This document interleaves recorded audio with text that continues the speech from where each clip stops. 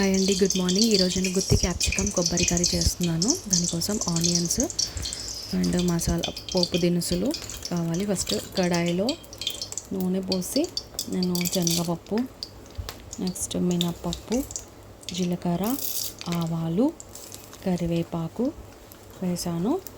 దాని తర్వాత onions cut చేసి పెట్టుకున్నానండి. నేను తాలింపులోకి ఆనియన్స్ కూడా వేసాను.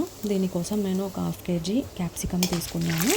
ఆ హాఫ్ కేజీ క్యాప్సికమ్ కూడా మనం ఏంటంటే రౌండ్ మనం మసాలా వంకాయ మసాలాకి ఎలా అయితే కట్ చేసుకొని మిడిల్లో ఉన్న గింజలు తీసేయాలి.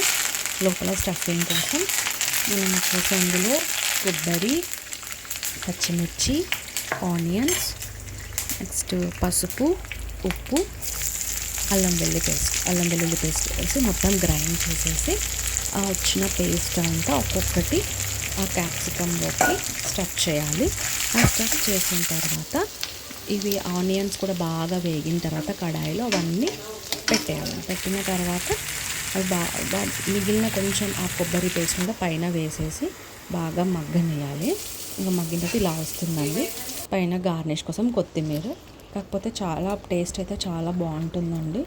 అంటే కొంచెం వెరైటీగా ఉంటుందన్నమాట. మనం రొటీన్గా చేసుకునే క్యాప్సికమ్ కర్రీ కన్నా ఇలా చేస్తే చాలా బాగుంటుంది. ట్రై చేసి చూడండి. Thank you so much. Please like, share, subscribe.